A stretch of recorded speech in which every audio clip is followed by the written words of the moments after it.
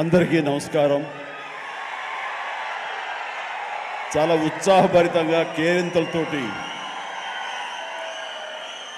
ఇక్కడ విచ్చేసినటువంటి కళాభిమానులకు, మా అభిమానులకు, హనుమాన్ అభిమానులకు ప్రతి ఒక్కరికి నా హృదయపూర్వక నమస్కారాలు. ముఖ్యంగా ఈనాటి ఈ హనుమాన్ ప్రీ రిలీజ్ ఫంక్షన్ రావడానికి దోహదపడినవి 4 కారణాలు. ఒకటి, ప్రత్యేకించి చెప్పనక్కర్లేదు, నా ఆరాధ్య దైవం. నేను చిన్నప్పటి నుంచి అన్నీ తానే అమ్మా నాన్న తర్వాత అని అనుక్షణం నేను ప్రార్థించే ఆ హనుమాన్ని సెంట్రిక్గా తీసుకుని ఆయన గురించి తెలిపే ఒక సినిమా ఈ హనుమాన్. అదొక కారణమైతే, డైపర్లో వేసుకునే స్థాయి నుంచి ఈరోజు డయాసులు ఎక్కే స్టేజ్కి వచ్చాడు నా ముందంటే, అలా అంచెలంచెలుగా ఎదుగుతున్న తేజ సజ్జ ఒక కారణం.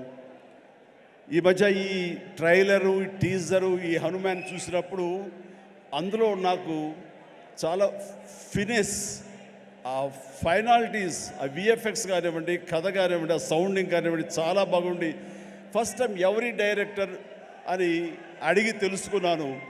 ఆ 3వ కాలం ఎవరంటే సురేష్ వర్మ.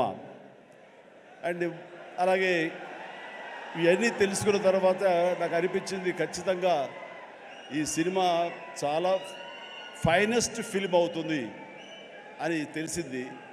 ఆ తర్వాత కొద్ది రోజుల క్రితం వీళ్ళిద్దరూ నా దగ్గరకు వచ్చి ఈ సినిమాకి మీరు ముఖ్య అతిథిగా రావాలి అంటే అసలు ఏమాత్రం సమయం తీసుకోలేదు. ఖచ్చితంగా వస్తాను, మీతో ఉంటాను, అన్ని రకాలుగా నా ప్రోత్సాహం మీకు ఉంటుందని చెప్పేసి చెప్పడం జరిగింది. అండ్ నేను ఎప్పుడూ నా ఆరాధ్య దైవమైనటువంటి హనుమంతుడి గురించి ఎప్పుడు నేను చెప్పుకునే సందర్భాలు నాకు తారసపడలేదు, ఎక్కడ చెప్పుకోలేదు. కానీ ఒక్కొక్కసారి మనలో ఉన్న భక్తి చెప్పుకోవాలా అని నాకు అనిపిస్తుంటుంది, కానీ ఒక్కొక్కసారి చెప్పుకోవాలి అని కూడా నాకు తోస్తుంటుంది.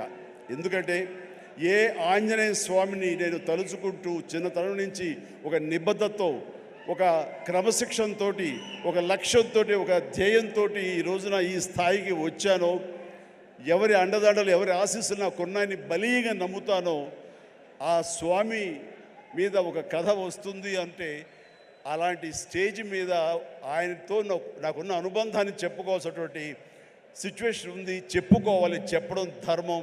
ఎందుకంటే ఇక్కడ ఉన్నటువంటి ఎంతోమంది యూత్ ఉన్నారు, టీవీల్లో వీక్షిస్తున్న వాళ్ళు మరి ఎంతో లక్షల్లో ఉన్నారు. వీళ్ళందరికీ ఒక ఇన్స్పిరేషన్, ఒక మోటివేషన్ ఉంటుంది. కాబట్టి ఇక్కడ చెప్పడం అన్నది అది ఒక హిందుత్వం గురించో లేకపోతే మరొక మతం గురించో అని చూసుకోకుండా ఒక ఇన్స్పైరింగ్ పర్సనాలిటీ మనల్ని ఎంత పైకి రావడానికి, మనల్ని అత్యంత స్థానం నిలబెట్టడానికి ఎలా దోహదపడతాడు, పూర్తిగా ఆయనకి మనం సరెండర్ అయిపోతే అన్న దానికి ఒక ఎగ్జాంపుల్గా ఈ హనుమంతుడు నేను తీసుకున్నాను. చిన్నప్పటి నుంచి ఆయనే నమ్ముకున్నాను. కాబట్టి అది మీరు కూడా ఎవరైనా సరే అలా నమ్ముకుంటే కనుక అలా స్థాయికి, ఉన్నత స్థాయికి వస్తారు. మీకు అది ఇన్స్పిరేషన్గా ఉంటుందన్న ధ్యేయంతో ఈ రోజు చెప్పాలనుకుంటున్నాను. ఇది చాలా మనసు అంతరాంతరాల్లో నుంచి నేను వెలిబుచ్చుతున్నటువంటి ఇది. మా ఇంట్లో ఎవరూ దైవభక్తులు లేరు. నాన్నగారు కమ్యూనిస్ట్, ఆయన ఫోటోకి దండం పెట్టడం చాలా రేరు. ఎప్పుడైనా అమ్మ కోరిక మేరకు తిరుపతి వెళ్ళి ఆ స్వామి దర్శనం చేసుకుని వచ్చేసేవాళ్ళం తప్ప, శనివారం అమ్మ వెంకటేశ్వర స్వామికి దండం పెట్టేది తప్ప, అంతమించి ఎవరు ఫోటోలకు దండం పెట్ట కానీ, స్వాముల్ని కొలవడం కానీ, దేవుణ్ణి ప్రార్థించడం కానీ ఏమీ లేదు. అలాంటిది ఈ చిన్నతనం అంటే 7th క్లాస్ నేను చదువుతుండగా, అది పొన్నూరు, అక్కడ ఒక ఆంజనేయ స్వామి గుడి ఉండేది. ఆ ఆంజనేయ స్వామి గుడిలో నేను రోజు వెళ్ళి ఆంజనేయ స్వామి దండం పెట్టుకుని వస్తుంటాను స్కూల్ నుంచి వస్తూ. ఆ తర్వాత next year 7th class 8th class నేను బాపట్లలో చదివేవాడిని. ట్యూషన్ నాకు ఆంజనేయ స్వామి గుడి దాటుకుంటూ వెళ్ళాలి. తిరిగి వచ్చేటప్పుడు ఈవినింగ్ 8 ఎంత అవుతుండేది. కొంచెం చీకటిగా ఉండేది. ఇప్పుడు అంత బిజీగా అప్పుడు ఉండేది కాదు కాబట్టి కొంచెం భయంగా ఉంటుండేది. కానీ ఆ హనుమంతుడి గుడి పక్క నుంచి వెళుతుంటే అందులో ప్రసాదాలు ఇచ్చే సమయం, ఆ వంక ఈ వంక ఆకలి అవుతుండేది. వెళ్ళి ప్రసాదం కోసం హనుమంతుడితో భక్తి ఏర్పడింది నాకు. అలాగా ప్రసాదం తీసుకుంటూ అక్కడే తింటూ ఆయా స్వామి ఆ పూజారి ఎవరైతే ఉన్నారో ఆయన చెప్పే విషయాలు ఆ హనుమంతుడి గురించి వింటూ అక్కడ హనుమాన్ చాలీసా ఆ పలకల మీద శిలా పలకల మీద రాస్తుంటే అవన్నీ ప్రాక్టీస్ చేస్తూ అలాగే తెలియకుండా నాలో ఆయన మీద భక్తిభావం అలాగ కుదిరిపోయింది. కుదిరిన తర్వాత అక్కడి నుంచి నేను మొగల్తూరు వెళ్ళి 7th 8th 9th క్లాస్ చదువుతాను. ఆ సమయంలో మా ఫ్రెండ్స్ తోటి బజార్లో వెళ్తుంటే మీకు గుర్తుండి ఉంటుంది, చాలామంది ఎవరైతే విలేజ్ నుంచి వచ్చారో వాళ్ళకి బాగా తెలుసు, రోడ్డు మీద ఒక చెక్స్ ఉన్నటువంటి ఒక ఇది వేసుకుని ఒక్కొక్క చెక్స్లో ఒక్కొక్క వస్తువుని ప్లాస్టిక్ వస్తువులు రకరకాల వస్తువులు పెట్టి ఒక క్యాలెండర్ ఉండేది. క్యాలెండర్ కింద మిఠాయిలు అతికించేవాడు. సో మనం 2 పైసలు 3 పైసలు ఇస్తే ఆ మిఠాయి మనకి ర్యాండమ్గా చింపుకోవచ్చు. అది ఓపెన్ చేస్తే ఇంత పెప్పర్మెంట్ ఉంటుంది. ఆ పెప్పర్మెంట్ వెనకాల ఒక నెంబర్ ఉంటుంది. ఆ నెంబర్ చూసుకుని చెక్స్లో చూసుకుంటే ఏ వస్తువు, అది ప్లాస్టిక్ దువ్వెన రావచ్చు, ప్లాస్టిక్ అద్దం రావచ్చు, ఒక్కోసారి ఏమీ రాకపోవచ్చు. అలా చూసుకుంటే నాకు ఒక క్యాలెండర్ వచ్చింది. ఆ క్యాలెండర్ ఇచ్చాడు. ఓపెన్ చేస్తే హనుమంతుల వారి క్యాలెండర్, ప్రసన్న ఆంజనేయ, గుండె చీల్చుకున్నది. ఆ హనుమంతుడు వాడు ఏ సమయంలో వచ్చిందో ఈ రోజుకి మా ఇంట్లో అది అలా కొలువై ఉంది. ఆంజనేయ ఫ్రేమ్ కట్టి అది పూజిస్తూనే ఉన్నాను గత ఎన్నో సంవత్సరాలుగా. దాదాపుగా నాకు 12-13 సంవత్సరాలు అప్పటి నుంచి. అంటే ఏంటో తెలీదు, హనుమంతుల వారి గురించి నేను ఆయన వెంటపడ్డానా, ఆయన మీద నాకు ఒక గురి కుదిరేసరికి ఆయన నా వెంటపడ్డారో నాకు తెలియదు. కానీ నా యొక్క జీవితంలో అంతర్భాగం అయిపోయారు. అది అంతటితో ఆగకుండా నేను 10th చదివే సమయానికి మా నాన్నగారికి ఎక్కడో పేరాల చీరాల అనే ఊళ్ళో నాన్న పనిచేసేవాళ్ళు. అక్కడి నుంచి నాన్నగారికి మాడుగులని ఉత్తరాంధ్రలో అయింది ట్రాన్స్ఫర్. అక్కడికి వెళ్ళటం నాన్నగారికి ఇష్టం లేదు. సో లాంగ్ లీవ్ పెట్టేశారు. ఆయన 3 monthsలో చాలా దిగాలు పడిపోయేవారు, ఒక డిప్రెషన్ గురయ్యేవారు. నాన్న అలా చూస్తే నాకు చాలా బాధ అనిపించేది. నాన్న, మీకు దేవుడి మీద నమ్మకం లేదు, కానీ మీరు హనుమంతుల వారిని హనుమాన్ చాలీసాని 108 సార్లు చదువుతూ అలా చేయండి. వితిన్ నో టైం మీరు అనుకున్న చోట మీకు ట్రాన్స్ఫర్ జరుగుతుంది అని చెప్పేసి 15 ఏళ్ల కుర్రవాడిగా 10th క్లాస్లో నాన్నకి చెప్తే ఆయన వింటారా వినరో, ఆయన పెద్ద దేవుడి మీద భక్తి లేదు అని కొంచెం టెన్షన్గా. అవునంటావా? జరుగుతుందా? చేద్దామా? చేయనా అంటే అప్పటికప్పుడు హనుమాన్ చాలీసా నేనే ఒక చిన్న కాగితం రాసేసి నాన్నకి వచ్చాను. నాన్న 2-3 సార్లు చదివారు.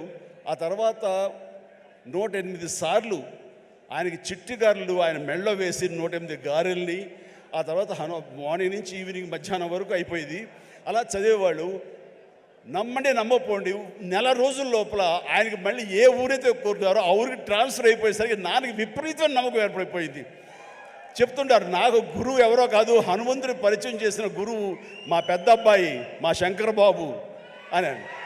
నాకు చాలా ఆనందం వేసింది. నాన్న లాంటి ఒక కమ్యూనిస్టు భావాలు ఉన్నటువంటి ఒక నాస్తికుడిని నేను ఈ రకంగా దైవభక్తుడిగా మార్చానని చెప్పేసి అక్కడి నుంచి మా ఇంట్లో మా యొక్క కులదైవం ఆంజనేయ స్వామి అయిపోయారు. ఇది ఇలా ఉండంగా పేరాల అనే ఊరప్పుడు నేను డిగ్రీ అయిపోయింది. నెక్స్ట్ ఏం చేయాలి అనే ప్రయత్నంలో చెన్నై వెళ్ళి ఫిల్మ్ ఇన్స్టిట్యూట్లో జాయిన్ అవుదాం అనుకుంటుండగా మా పెరట్లో తిరుగుతుండగా నాకు ఎర్లీ మార్నింగ్ ఏదో కాయిన్ ఒకటి కింద పడి ఉంది. ఏంటనే కాయిన్ అని చెప్పేసి కాలుతో ఇలాగ అన్నాను. అది సేవండి హనుమాన్ ఇది ఉండేది బిళ్ళ. వెంటనే కళ్ళకు అద్దుకుని పొరపాడైపోయింది చెప్పి చూస్తే హనుమంతుడి బొమ్మ ఉంది. అది తీసుకెళ్ళి నాన్నగారికి ఇచ్చాను. నాన్న ఇట్లాగని, అంటే నువ్వు ఏది చెయ్యాలని అనుకున్నావు కదరా, కాబట్టి అది నీకు ఒక దారి చూపించేలాగా హనుమంతుడు ఈ రకంగా కనిపించాడేమో అని పూజలో పెట్టారు. అక్కడి నుంచి నా ప్రయత్నాలు నేను చేయటం, అలాగే మెడ్రాస్ ఫిల్మ్ ఇన్స్టిట్యూట్లో నా ప్రయత్నాలు చేయటం, అక్కడికి వెళ్తే నాకు అవకాశం రావటం. నేను వెళ్లే ముందు నాన్నగారు దీన్ని ఒక దండగా, ఒక లాకెట్, ఆర్టిన్ షేప్లో ఒక లాకెట్లో పెట్టి నా మెడలో వేశారు. అది నేను చాలా ఒక ఆశిస్తులాగా ఒక మనోధైర్యం, అంటే జేబులో బొమ్మ ఉంటే ఎంత ధైర్యంగా ఉంటుంది ఆ రకంగా ఫీల్ అయ్యి వెళ్ళేవాడిని. అప్పటి నుంచి అవకాశాల మీద అవకాశాలు ఎలా వచ్చినాయో 1977 నుంచి 78 అండ్ 79 ఆ ప్రాంతంలో, సారీ 78 79 అక్కడి నుంచి అవకాశాలు ఎక్కడ కూడా ఆగకుండా రావడం జరిగింది. అంత ఆ స్వామి మహిమ అనుకునేవాడిని. ఆయన నిరంతరం పూజించుకునేవాడిని. ఆయన్ని పూజించుకునే ప్రతిసారి నన్ను ఉన్నత